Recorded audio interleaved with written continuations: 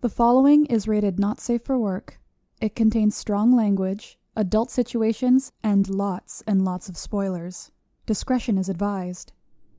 In the criminal justice system, cinematic-based offenses are considered especially heinous. The dedicated attorneys who investigate these villainous films are members of an elite squad known as the Reels of Justice. These are their stories.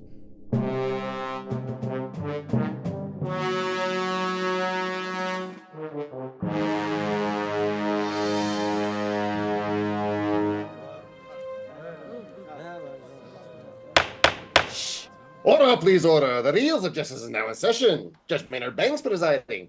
God eyes for the Honorable Judge Bangs.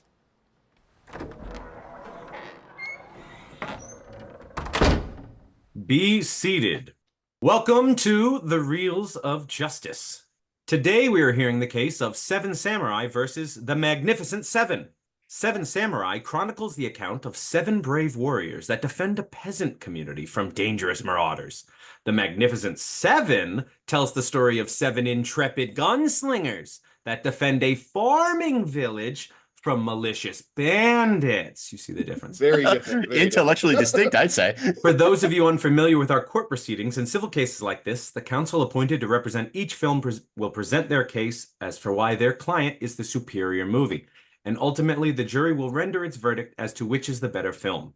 This decision will hereby stand in all rankings and listicles from now on until the end of time ad infinitum.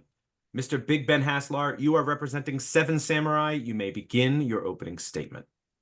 Thank you, Your Honor. And again, like the last time I went up against Jeremy Black, I will be doing nothing but bullet points and notes. You are getting off-the-cuff engagement here, which he did win that last case. So we'll see how this one goes before I switch back to my paragraph form. You're going to do the thing that didn't work last time. Yes, exactly. I love it. I would like to thank Jeremy Black for engaging in this discussion, though, because this is one I have long wanted to do since the inception of this courtroom. Seven Samurai is, of course, regarded as a masterpiece. There are aspects of the Magnificent Seven, however, that I personally think might be done better, while other aspects are done worse. So I've always wanted to kind of anchor that down in my head as to which one ultimately should stand better, because in my personal life, the Magnificent Seven is the one everyone clamors to and recommends, yet all cinephiles, of course, would go to the Seven Samurai, their arguments being that it kind of perpetrated a lot of the tropes that future films would then use, which I don't want to use as my base of my argumentation. I don't want to say that it's better for coming up with these tropes that all these films would use. I want to examine the scenes and say which one executed the theme and is more truly to what it wanted to be. I want to put a pin in my thought on these two films, and I look forward to the discussion. Thank you, Mr. Haslar. Appearing on behalf of the Magnificent Seven is Professor Jeremy Black. Please present your opening statement. Well, thank you, Mr. Chairman. I'm first of all rather worried. The inception of this courtroom, is that a new form of sexual congress I'm not aware of? It sounds not aware of. I mean, you know, anyway, sorry. Inception is not on trial here today. No, all right, fair enough. Good point. They're both good films. And as you say, they have a curious plot similarity, which reflects the way in which the Magnificent Seven draws explicitly on the Seven Samurai. So there's no two ways about that. I'm going to say that I prefer, and I've been thinking about this, why do I prefer one to the other? Because there is a lot of very high quality, as my colleague will show, of the Seven Samurai. And I think it's partly because, and this is a terrible thing, and I do apologize, but actually I prefer production values where there's some color, where the images are more distinct, where there's a use, really, I think, a rather good use of music. In other words, it's a lot of the as it were, screen sort of directorial elements that are ones that I particularly like. And that is the emphasis I am going to be taking. All right. Thank you. I look forward to hearing this. Mr. Haslar, you may proceed with your first exhibit. A reminder that cinephiles do have to register in this neighborhood. The big thing that bugs me about the Magnificent Seven in comparison to the Seven Samurai is this notion of class, because class is very much a part of the Japanese history and of course the period in which this takes. And they try and transplant that over to the Magnificent Seven in a way that I'm not entirely sure works for that film. We see the farms in Seven Samurai. We see them. They're lush, they're beautiful. We see how remote they are. We don't see these farms in the Magnificent Seven. There's an old man that these people go to, and this old man has seen villages survived by hiring samurai, which implies that this class struggle is a bit unending and cyclical. And I love that line, then find hungry samurai. These themes are kind of perpetrated even further when the lead samurai cuts off his top knot to shave his head to look like a monk to have his moment where he gets to save a child. This is a very class-driven thing. Also, a woman chops off her hair to appear like a boy so that the samurai won't essentially rape her. This doesn't really transplant to the Magnificent Seven. We don't see the farms. All we see are rocks and sagebrush. And asking an old man, I don't know that tracks in the context of Mexico. You're saying Mexican old men aren't trustworthy, Mr. Haslar? But no, I'm not saying that they're not trustworthy. I'm just saying it's not framed in a way where this person would know what to do. And they're acting like guns. We couldn't possibly fire guns. That doesn't translate as well because samurai, by law, were the only ones allowed to have swords. So at least that made sense. So there's a transplantation going on where I feel like I'm scratching my head a bit in the Magnificent Seven. Jeremy, what do you have to say about this, the way class works differently in the Magnificent Seven? Yes. It wasn't something that I was particularly aware of. So let me have a think about this one, if you don't mind. First of all, the wise man is a figure that in the Magnificent Seven is a figure that is, as it were, classless. I mean, he is presented as somebody who is a sort of magus figure. There is obviously, let's face it, this is a period of time in which the relationship between the United States and Mexico was, as ever, complex. And in particular, Eli Wallach's, I'm not sure that I pronounced that correctly, depiction. I think that's right. Yeah, depiction of the villain is one that played into a lot of, shall we say, white American stereotypes, unattractive stereotypes. So I would see it more that if one wanted to criticize, and no film is without a measure of deserved criticism. If you wanted to criticize it, I would say more on ethnic stereotyping than on class elements. Now, of course, as you correctly say, in the Japanese context, where everybody is of the same ethnicity, and indeed in the islands of Japan still to this day, it is remarkably homogenous. Clearly, it is not going to be an ethnic divide. There, I think it's more caste than class. I would say the samurai are more a caste, and as a caste, a warrior caste, they oppress people, but not so much in class terms, because many of the samurai might in fact have come from a humble background. It's more because of the activities they practice, of a warrior cult, which the film shows is actually pernicious. And that, I would say, is the most interesting aspect of the Seven Samurai. You may not agree, but it's produced obviously very soon in the aftermath of World War II. And to my mind, and correct me if I'm wrong, I've read a lot of the literature. I haven't seen this point brought out, but I'm very happy to be told I'm wrong and that it's already been voiced by others. But to my mind, this is an aspect of disillusionment and conscious rejection of the warrior cult that had been so important in Japan in the 1930s and had taken them into the catastrophe of World War II. So I would say that the Seven Samurai is it would have been understood by Japanese people as an explicitly political film and a very strongly political film, whereas The Magnificent Seven, ironically, because the original writer, of course, was blacklisted on the Hollywood blacklist thing for communism, the politics is less overt by far and is more complex, and it's almost a sort of aspect of a sort of Kennedy progressivism.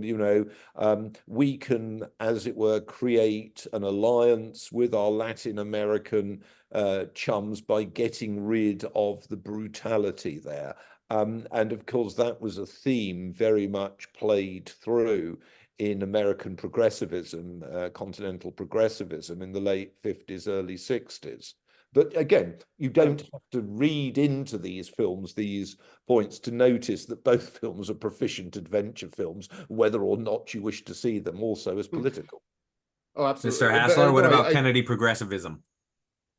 Kennedy, I won't get into, but I do think you're right about like the political nature of there, because there's Toshiro Mifune's character who is sort of in between farmer and samurai. He's not really a samurai, he just pretends to be. And one of his most memorable scenes is how he understands the plight of the farmer, because they're wily, they can be cruel, but it's necessary because the samurai, this warrior class, have made them that way. And to that, the six samurai in that room have no rebuttal. There's a level of understanding sitting on their faces as to where they sit and how they pause that. Might I add, I'm not disagreeing with you at all, might I add, there is a further political point here, that in the late 1940s, during the American occupation, a key element of the American occupation was enforced land reform.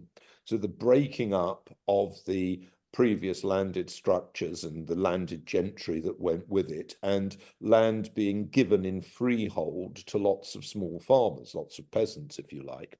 And one of the interesting things about this film is it is making a statement that is pro this course. It's suggesting this is not something that was visited on us by a cruel foreign occupier. Thank God they're over, because the occupation ended in 52. What is actually happening is this is a form of progress, which is historically a good thing.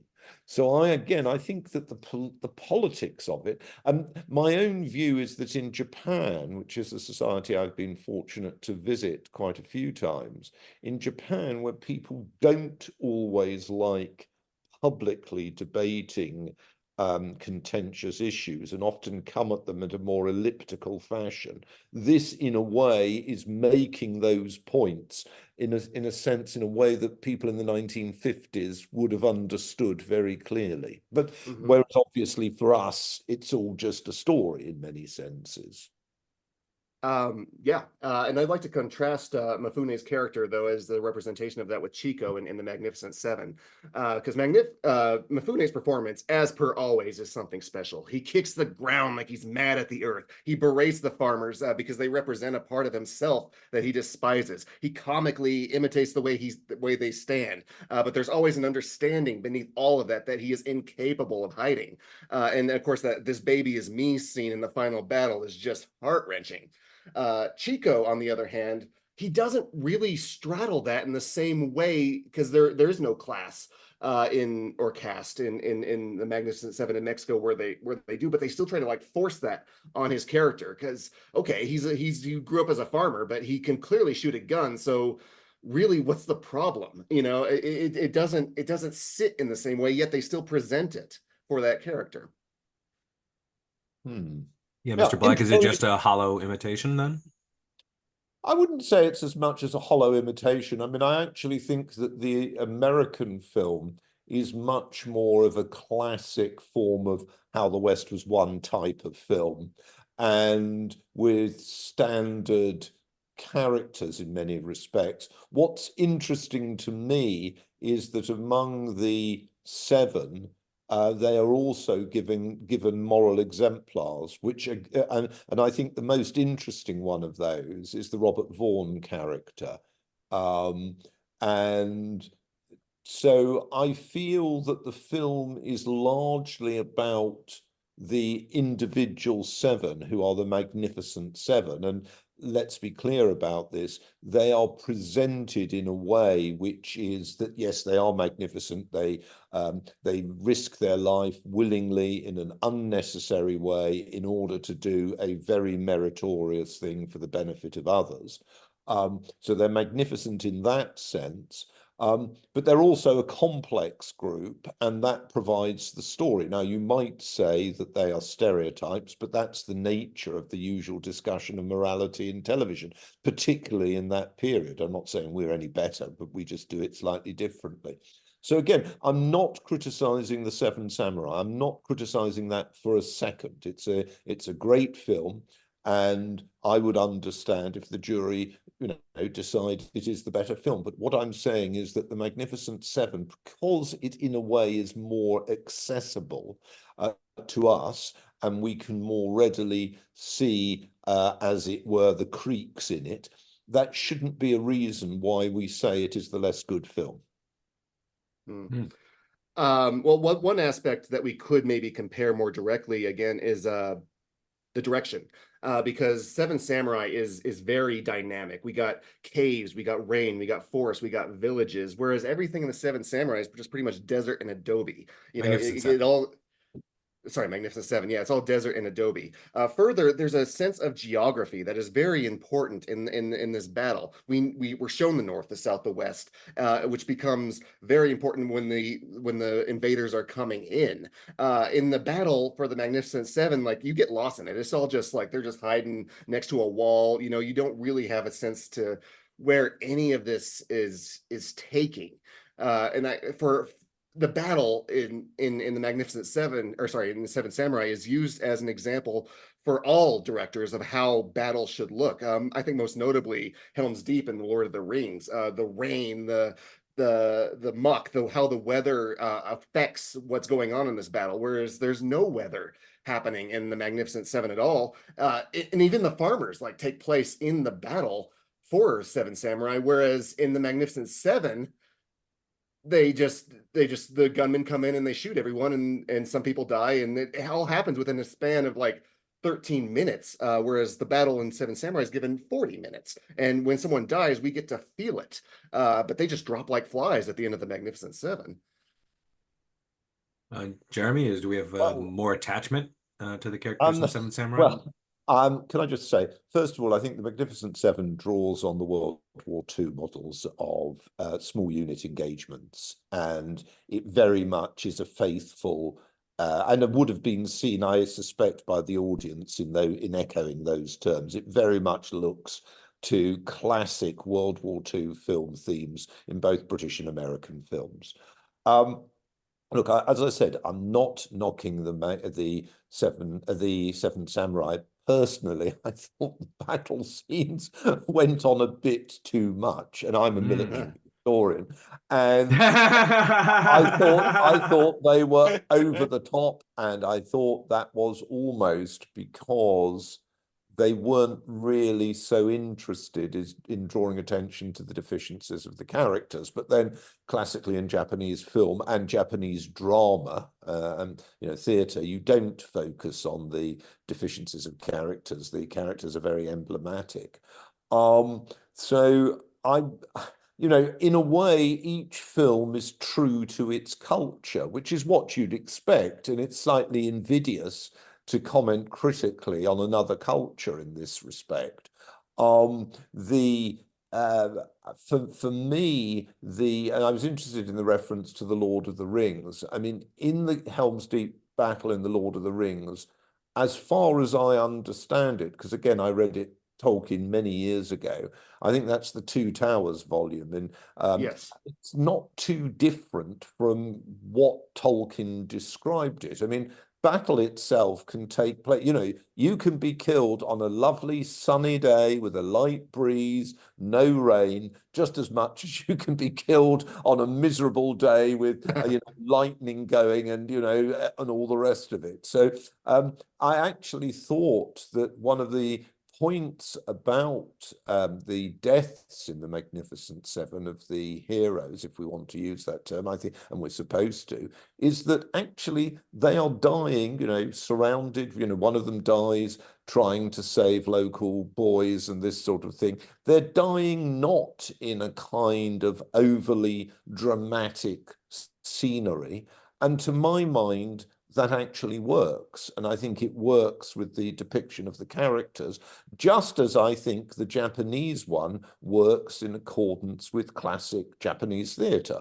So again, I think we have to be very careful. Japan is a society we know less well. Therefore, we're more inclined to find anything it does as more interesting, maybe. It's a good film, The Seven Samurai, but 40 minutes for me is too long for a battle. It's a long battle. You should see the Lord of the Rings too. They're long battles too, Jeremy. That's where they Yeah, got but it that's from. because they got CGI, haven't they? Ah, you're right. You're right. Way easier. And actually, with an orc, you've got to bloody well kill them, cut their head off, and all the rest of it. I mean, But Mr. Haslar, a great point is raised. Why is your movie so long? I would also like to hear about admit, this. I will admit that yes, it is a long movie, so you have to set aside your entire afternoon for it if you're going to. Sometimes two. But that extra runtime gives us time to get to know all of these characters and to explore the rigid structure between samurai and farmers and how they eventually get to grow to share those common goals. So to pick them off by flies in comparison to the Magnificent Seven, I like that it gives us that time, because now I feel it more when the guy who's like I'm blanking on his name. Well, that's not good for your argument, Mr. Haslar. The guy who's like Miyamati Musashi. Yeah, I'm sorry. The Japanese names are hard to remember. But also, I'll call them Yul Brenner and Steve McQueen on the other side. I don't remember their names either. I do remember like one of them's named Bernardo O'Reilly, which is just one of the weirdest combinations of names I could think of. But yeah, it is a long runtime, but it's deliberately paced. If you want it shorter, I'm questioning what you would make shorter and have it not feel like, oh well, cool, I just want to rush to the end because the battles don't necessarily enthrall me all that much. There is one aspect that I like about the Magnificent Seven, but it does have a caveat to it, and I'd like to hear the opposing counsel's thoughts on how he defends that, because what I do like is the bad guy. The bad guy doesn't have a face in Seven Samurai. Really, they're just like faceless people that kind of just come in and creep up and attack everybody, and they pick them off as the battle progresses. Whereas this guy in the Magnificent Seven, he's very charismatic. You look for him every time. But because of that, the plot gets a weirdly kind of contrived, because now if we have a bad guy with a face, we have to introduce scenes where the good guys talk to him. So like it doesn't make sense that, like these are people that want each other dead. And we have like the farmers like selling out the Magnificent Seven to get them out of town, even though they've been preparing for battle this whole time. It feels kind of forced onto it, which hurts me because I love that guy's performance. Well, I think that's very interesting. I think of the villain, I mean, in a sense, it's the villain's destiny as well. I mean, he takes a gamble when he sends them back to the border rather than killing them, or indeed sends them out of the village. They could subsequently have arranged an ambush en route, and because they're not having given their guns at that stage. But he takes this gamble with destiny, which in a way encompasses him and the other seven. It doesn't encompass his supporters. They are similar to what you're saying. They're faceless. I mean, of the villain's side, only the chief villain is a man who really has a role. And the interesting thing about that role is it emerges repeatedly in his conversations with people outside his gang. But as you correctly say, and if you look at the posters for the film, he in fact is one of the star-billed characters. And I think he actually does it rather well. I think he plays it well. One's interested in what he's got to say. One becomes interested in his ethos. He has a rather, I mean, in a way, it's a rather sick sense of humor, but he does have a sense of humor. And I'm not quite sure, I mean, you may disagree with me on this, I'm not quite sure that I saw humor as being one of the characteristics of the Seven Samurai? I don't know. There's little moments, but given that it's subtitles, you have to like really be paying attention for when they come in. Toshiro Mifune's character, for one thing, I think is very comedic, and they introduced him, I believe, because it was going to be six samurai originally, and they realized, oh, we need a guy who's kind of a bit more dynamic to kind of break this group up a little bit, and he does that. He does like the kind of kabuki acting and yelling at people and berating people. But there's also lines like, well, this samurai survives because he knows what direction to run after a battle. You know, those are kind of fun little jabs at each other. But I do think that they stick out to us as English speaking people more in the Magnificent Seven, because we get their delivery, we get their inflections, which as you know, someone who doesn't speak Japanese all that well, you get less of that in my opinion when reading it through subtitles. My last exhibit I would like to put forth, and this is something that I don't know that the Magnificent Seven goes for, but it's more heartbreaking. It explores the nature of war. We see these farmers kind of on the outskirts of everything. We see the people hiding their women in a more touching fashion. We see this woman like run back into a hut because she's like now damaged goods. This is something that doesn't really translate to us in a modern sense, but certainly translated to Japanese culture. We see the people die. There's just more somberness. It is occasionally broken up, but it leaves you with more. After you're done watching it, I think the messages of that nature of war and how the farmers are eventually the ones who win because they continue on with their life, whereas the samurai class will eventually be dissolved, is something that you can kind of ponder more so than anything I'm left with in the Magnificent Seven. And of course it's capped off by just gorgeous shots like those burial mounds with the swords lined up in them.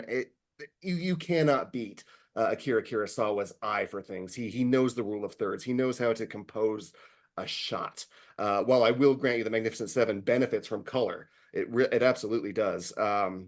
You pause on many of these scenes in Seven Samurai, and you'll just be struck by the geometry of it, how everything lines up where it's supposed to be. On that, the Seven Samurai will rest. Okay, well, first of all, can I just say, I do think the Seven Samurai has the theatrical components of Japanese culture. And as you say, there is a kind of symbolic use, which the director is very good at images. I don't disagree with that at all. I think the Magnificent Seven, like the Seven Samurai, is not simply a fight film. And I think it's really very interesting. I mean, to me, the most powerful moment is when Calvera, you know, the villain, asks them why they have come back. And in a way, as I said, that is a film shot where most of the men in the audience would have served in the war. And I think it has a resonance about why people risk their life. And then, of course, there's the complex discussion in a way between the elder and the surviving gunslingers as to what they've done, whether it's right or not in their terms, which again, now look, that's also an element in the Seven Samurai. I'm not doubting that for a second. But in the Seven Samurai, it's a dead culture they're talking about. The samurai themselves were destroyed in the Meiji Rising. You know, they rose against the Meiji when the emperor came back in the Satsuma Rising, I think it's 1877.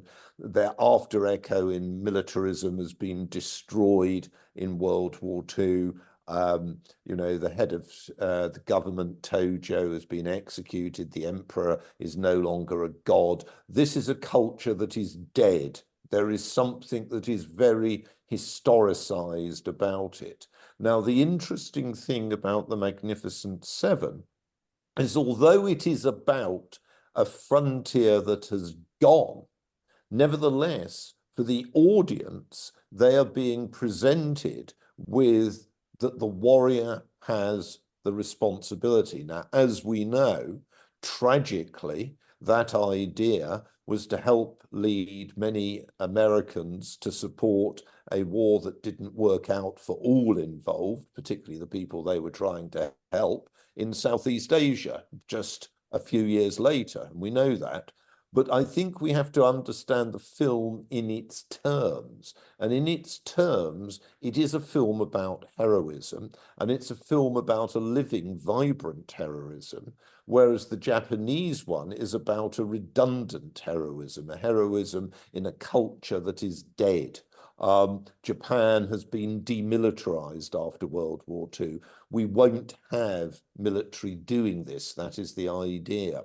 Whereas the Americans have a more complex engagement at that point with the use of force. And as you know, all of them decide to not come back from the frontier, apart from Harry, who says that, you know, I don't want to be involved, this is stupid.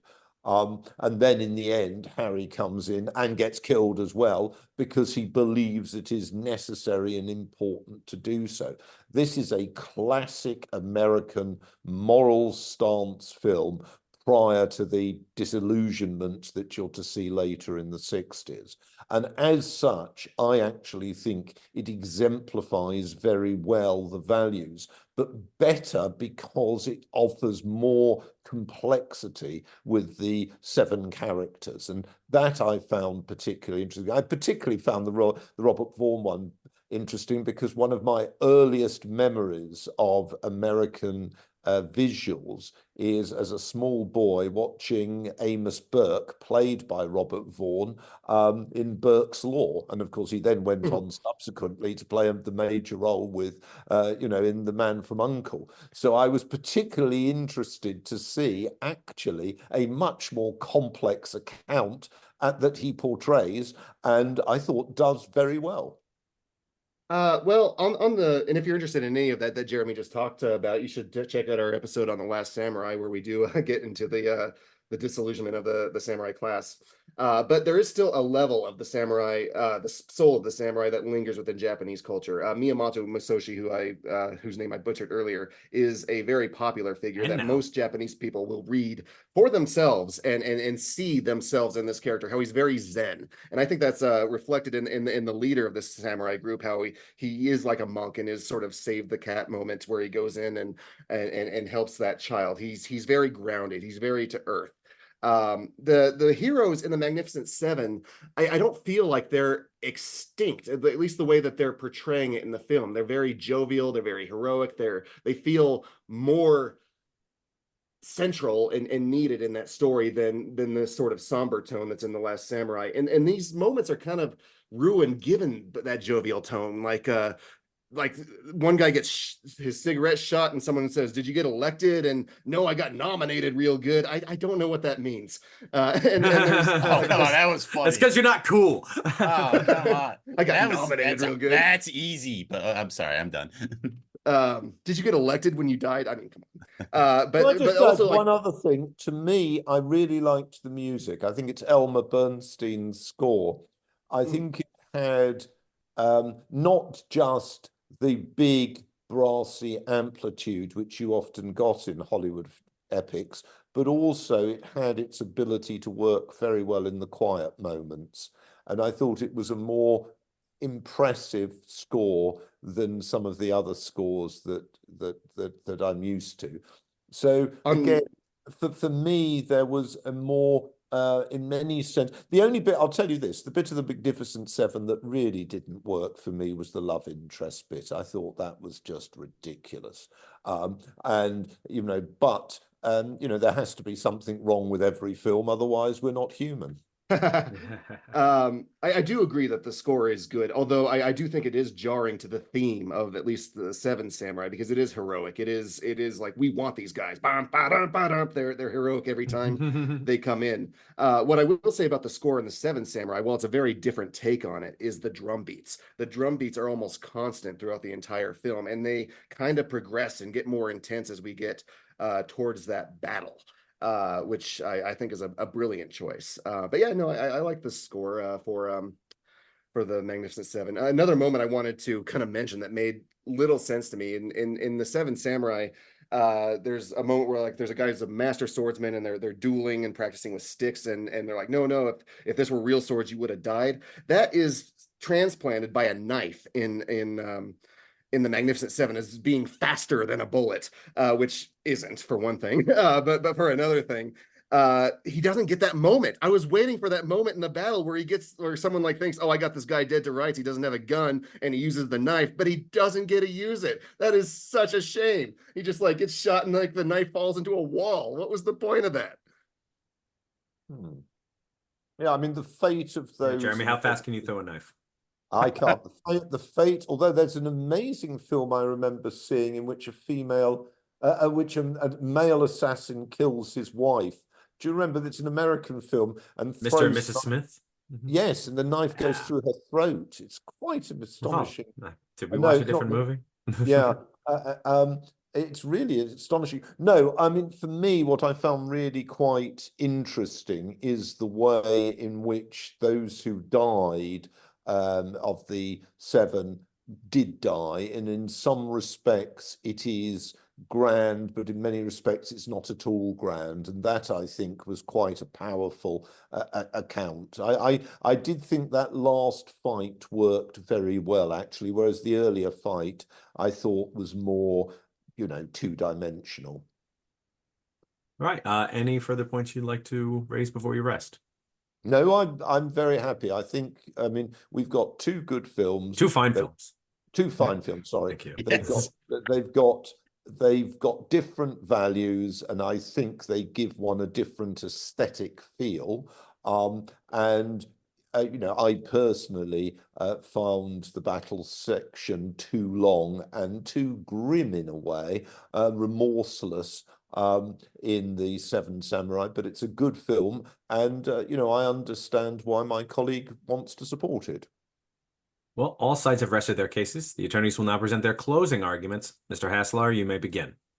I agree. I love both of these films. I actually enjoyed The Magnificent Seven more this watch than I had in the past. But The Seven Samurai is a more impactful movie. It says something. It's more heartbreaking movie. It's very long, but it uses its length effectively. And the performances by Takashi Shimura and Kanbai Shimada, or as Kanbai Shimada, and Toshiro Mifune as Kikuchio, so memorable. You will have those scenes with these people, particularly Mifune's "What are the farmers supposed to do" scene echo in your mind from here on out after you see it. It is a harder film, I think, to get people to see because of its length and because it's a foreign film and because it's in black and white. But that's a shame. The Magnificent Seven, it is more accessible to us. It is bright, it's colorful, it's more fun. But ultimately, well, I do like a lot of things about it. Like I said, the bad guy is better. I do like that. I also think that the heroes are a little bit more dynamic and fun.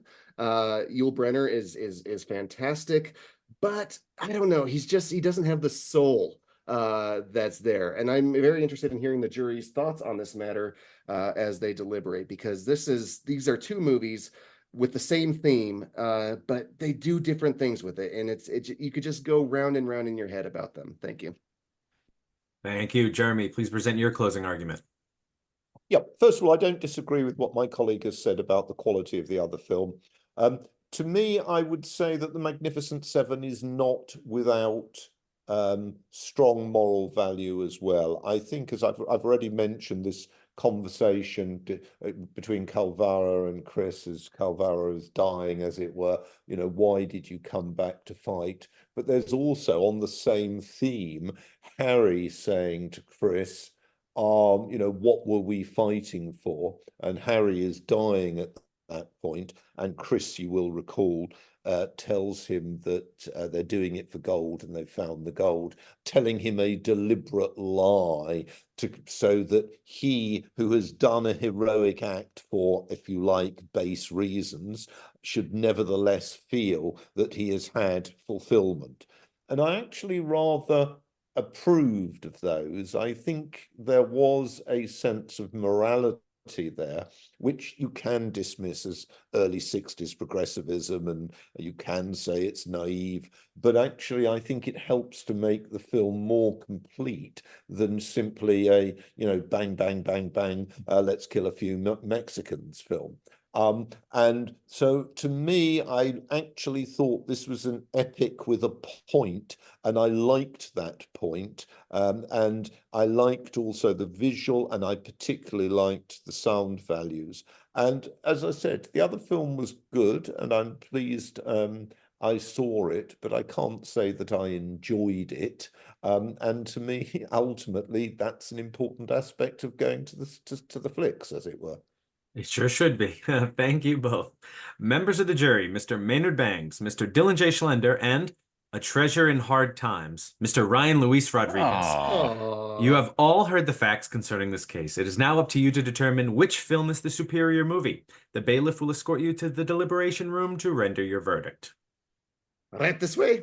Magnificent Seven's based on Kurosawa. Star Wars is based on Kurosawa. Lord of the Rings. What's next? You gonna tell me Deadpool and Wolverine is a remake of Drunken Angel? Ugh.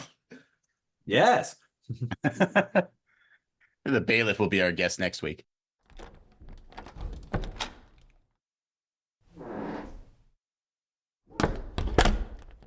Okay, gentlemen, what are we thinking? Dylan. All right. Like Ben, I'm a big fan of both these movies. I mean, just like from a personal point of view, growing up watching Westerns with my father, watching Samurai Sundays on the Independent Film Channel, so both movies really strike a chord with me, to say nothing of the fact that Charles Bronson's in one and not the other, to say nothing of the fact that James Coburn's in one and not the other, to say nothing of the fact that Yul Brynner, you see where I'm going with this. So I think one of the more interesting points for each movie was made by the opposing counsel. Like Jeremy's political point about Seven Samurai was well taken and well reasoned. It made a lot of sense to me, actually. And Ben's point about the villain actually having a personality in Magnificent Seven was pretty good. So I kind of like that it was a very amicable exchange here. I don't think we can make a bad decision, so I guess if we have... you don't know us very well, do you? Well, this is true. So I think looking at like the runtime is fair. The action, the action, I think when Ben brought up how the action in Seven Samurai does feel more directional, like you have a better understanding of the geography, how the fight's working. I do agree with that. And having seen Magnificent Seven a bunch of times, you do kind of wonder, it's like, well, okay, where are they raiding from? Like, this is big flat land, you know what I mean? Like, we're going to see them coming, and because it's mostly on a set. Yeah, yes, exactly. I mean, obviously there's going to be limitations, but I think thematically they're both there, and I think they're both very, very strong, so like we would have to be really picking nit here to get to the superior movie, I feel. So that's kind of where I'm at right now. Yeah, for me, it's complicated because it's Kurosawa versus Sturgis.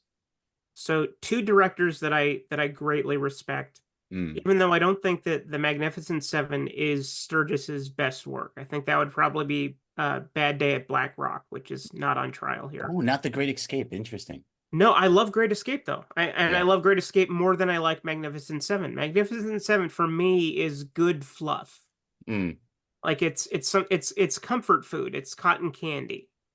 It's colorful. It's got that great Elmer Bernstein score. And that's the one thing it really has over Seven Samurai is the diversity in the cast and that theme. That theme is outstanding.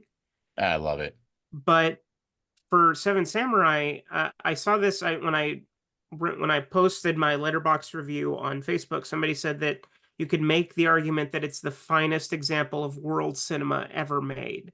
And while I think that's a little hyperbolic, I do think that there is a kernel of truth in there. You can make an argument for whatever you want. We do it all the time. Well, I think it's definitely hyperbolic. This is the first time I've really sat down and watched both these movies, especially back to back. Mostly because they're just so popular that I'm not very interested in them. And I've got to say that the hype train really did damage them. Like, they're overly long. Like, Seven Samurai is so long. And contrary to what Ben says, it doesn't do very much with its time. It had 3 hours to develop 7 characters, and it only develops like half of them, and only a little bit. Only if you count like this guy's a super badass samurai who no one can touch as character development, which is what, and he's one of the more well-rounded ones.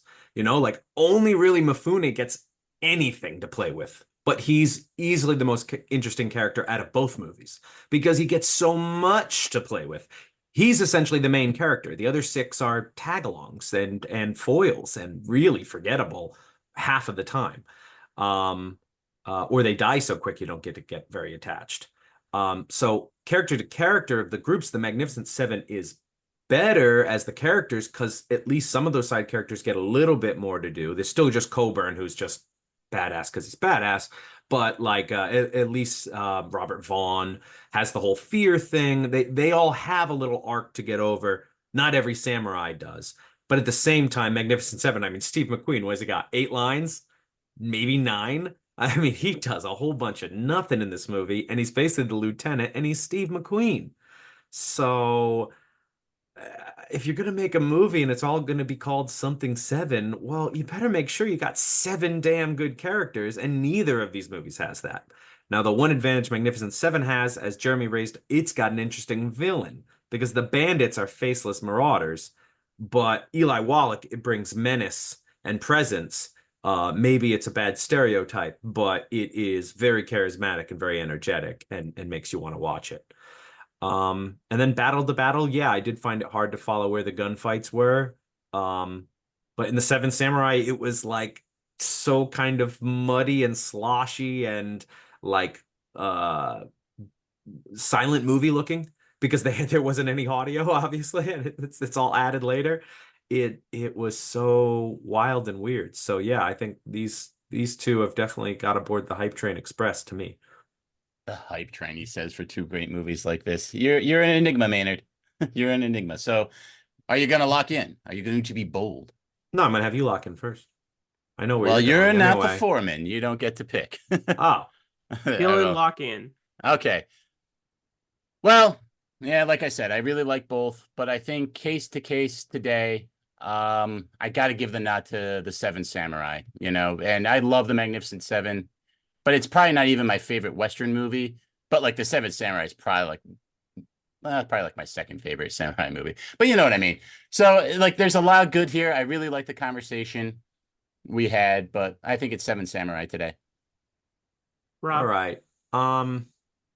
Man, the runtime was so much and like there's stuff you can drop. There really is. Sorry, cinephiles. There's plenty that can get cut out in this movie.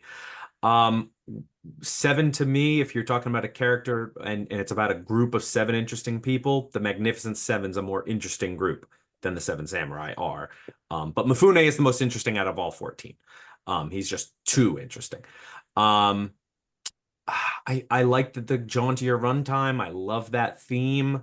And I think, you know, if you can tell a similar story in half the time or so, well, that says something. So I'm going to keep it interesting and let Ryan decide it. I'm going to lock in for the cowboy somehow, and Schlenzo didn't. And I'm going to go for the Magnificent Seven, even though Steve McQueen didn't get to do enough.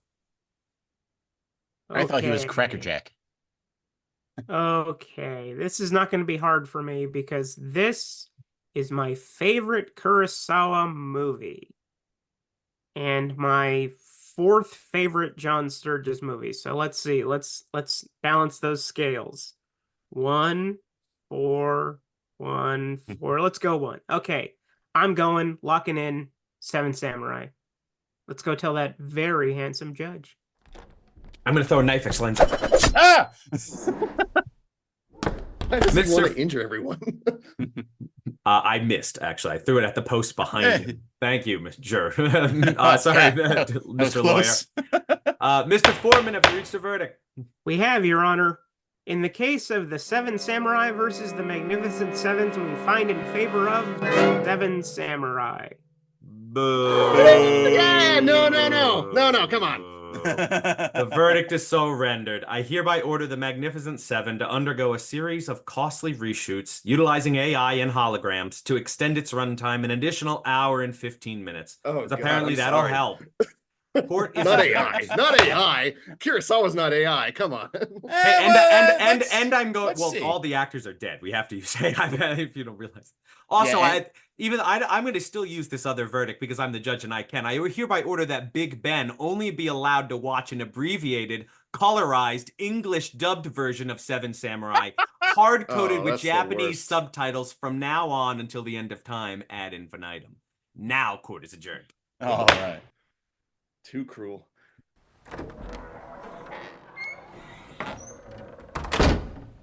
This is Yul Brynner reporting live outside the Reels of Justice. Wow, it's Jeremy uncanny. Black. I know. Yeah, I'm not bald, though. Jeremy Black, how do you feel about today's verdict? Well, I mean, that's what happens. People make verdicts. As I said, I think we've had a good discussion. I think that's been very helpful. I mean, to me, I'm afraid I don't like watching films that are as long as The Seven Samurai, and I can't say I'll be watching it again. But obviously, those people who particularly like that style will presumably do so. So, you know, my congratulations to my colleagues and my respect for the judges, but I do find the idea that a film should be so long is a rather discouraging a viewpoint on the timing of other people's lives and what they have to do with their time. But there we go. I mean, it's rather like cookery books being the pornography of those people who, I mean, well, you can complete the imagery if you like. Can I? All right. And here comes Big Ben Haslar. How do you feel about today's verdict? Generosity. That was Jeremy Black's first mistake. No. And are you Cajun? They say you're Cajun in the movie, but you don't sound Cajun to me. I'm sorry. I'm vaguely ethnic. I think Yul Brynner is like East. He's Russian or something. I'm Russian. I'm Yul Brynner, public figure. You know, this argument about length hurts me because I do agree that a movie shouldn't be overly long. It shouldn't be self-indulgent. But if it does do stuff with its time, I'm in. I think The Lord of the Rings does stuff with its time. I think Seven Samurai does stuff with its time. If you're not interested, if you're not invested, then yeah, it's going to be painful. And I understand it's harder to get people on board. But you know, these short ass movies, as they say on Saturday Night Live, are not doing people favors. If you just like, I just got a quick idea, let's just, you know, fart it out and be done with it. I don't like it. So I am pleased with the verdict, but I'm also pleased with my discussion with Jeremy Black. I think it was a fruitful one. And I think if anyone says that whichever one of these two is their favorite, you know, I don't hold it against them because both are very worth watching. All right. Thank you, Big Ben. Now let's go back to the studio for post-trial analysis. Yul Brynner out. That's really not a bad impression. That's pretty good. You know, he's a little clipped. I got to work on it. Really flip-flopped on that, Ben. You really turned it all back around there. Yes, long movies. I don't necessarily mind long movies, but I think to me the Magnificent Seven proves that there was stuff that could go on the cutting room floor, like about an hour's worth of stuff. I think if we're talking about a 2-hour Seven Samurai, I think it probably would win. But keep the 40-minute fight. Yeah, no, well, the 3-hour one. Yeah, no, it's just amazing that movie is from 54. You know, if you said that movie, like release that movie 20 years later, it would feel just as modern. You know, it's like it really is a tremendous accomplishment. Maybe. Well, I mean, can I just say on modern, I'm not decrying the Seven Samurai here. On modern, we've got to be very careful. I mean, now in modern with CGI, you can have fights that go on beyond any conceivable human endurance, other than that of the viewer. And I do think we need to think of the viewers. I will say that Oppenheimer should have had an intermission. Like intermissions help, which Seven Samurai did have.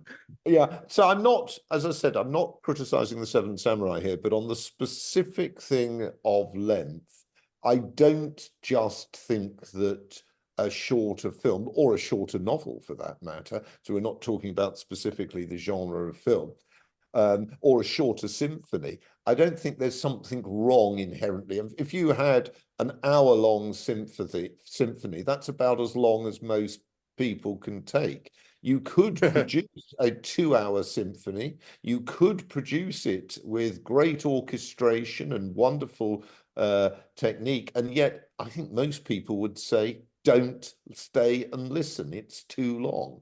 So I do think there's a general point here we need to consider, which is how do we envisage very long films. And that's and also in particular to be cautious of saying that, and I'm not talking here about Seven Samurai, I'm not having a go at this, but particularly to be cautious of saying a long film conveys a cult status. And no, I agree, Jeremy. We can't have everyone out there thinking they're Wagner or Kurosawa when it comes to producing content. Yes, Yeah. and I Avengers Endgame didn't need to be that I long. thought that about the recent Napoleon, and I'm horrified to hear that he's thinking of bringing out a 4-hour version of it. Oh God. I mean, I just, well, look, I mean, you might think he's the greatest filmmaker ever, but to my mind, if somebody is the greatest filmmaker ever, they jolly well ought to have the skill to know how to produce a more concise and coherent account. Here. That's like my that. reflection. Which I think is what the Magnificent Seven does, in fact. Jeremy, you can say bad things about Seven. It's okay. You don't have to be afraid. It's not even the best movie. Not only is it not the best movie ever, it's not even the best movie that Toho released in 1954. It's not even the best movie that studio put out that year. I have a feeling we're going to get an interesting recommendation. No, it's Godzilla. It's already been recommended. Godzilla's way better than Seven Samurai by leaps and bounds. You can say that, but it is, Jeremy, and I'll fight anyone who says otherwise. Please let Jeremy speak. Please. I don't, I've got, one of the important points is that we're all of us trying to advance discussion about films and filmmaking and film interpretation. So to sort of sulk would not be germane. So, if I wanted to criticize something, there's plenty to criticize in films coming out at the present day. I mean, and I think actually films from the past deserve a considerable amount of respect and understanding in their own terms. And, one of the interesting things is it is a classic. I think in practical terms, it should be judged in the particular types of Japanese culture of that period in which the time element would not have been as difficult as it is for us today. So maybe the problem is me, not the people making the films in the 50s. So that's just a personal reflection. But anyway, I must go because I've got. Oh well, we got to hear what movies that you have seen. Just one recommendation. Also, I'm going very briefly because I know I'm going to have the privilege of discussing it with you next time I'm on, which I do value. The one I've last seen, I saw it again years and years ago, but the one I've last seen was Rear Window, and I much enjoyed it. And I thought, it reminded me about the need not to typecast Hitchcock.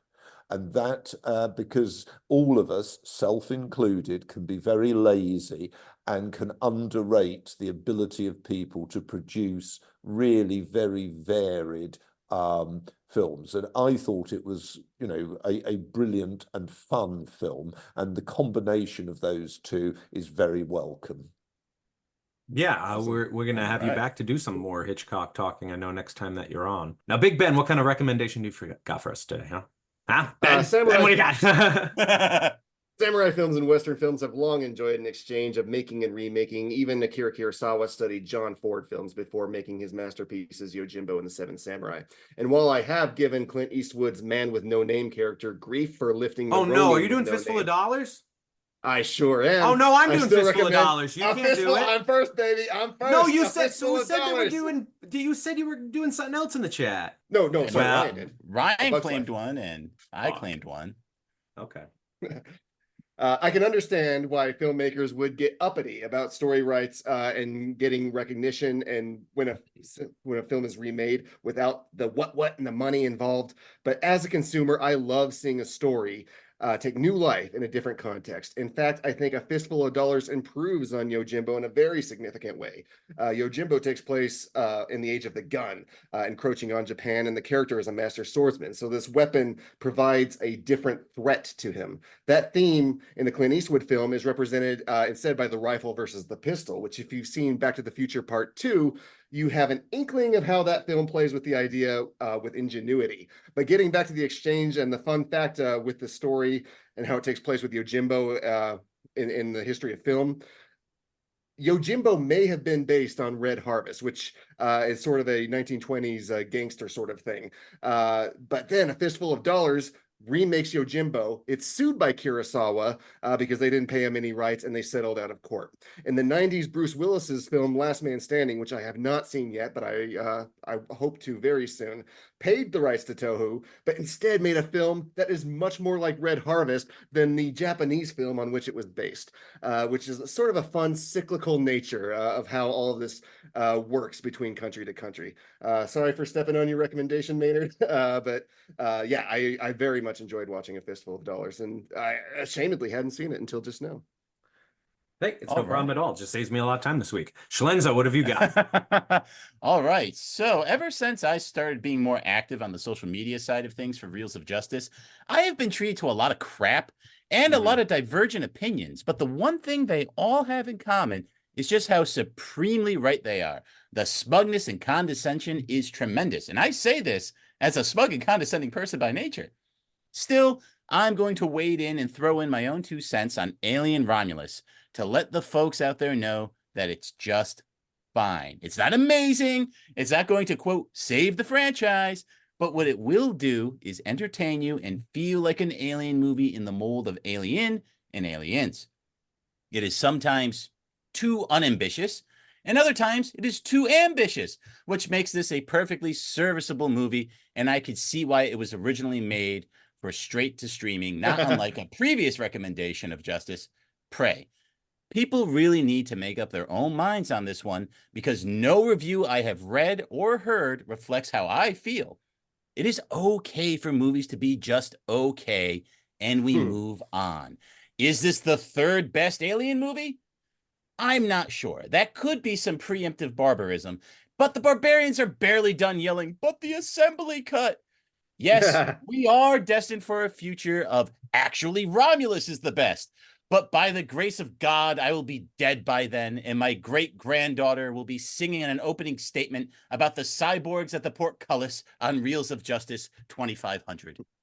Maynard, you got to make perfectly serviceable Dylan's quote for this one. Hey, you haven't been picking the last few weeks. I liked It's okay for movies to be okay. Ryan, send us on home. My recommendation this week is an animated film from 1998, A Bug's Life. Love it. Why? Allow me to elaborate. It's about a put-upon ant colony that toils over collecting grain for a disreputable gang of grasshoppers.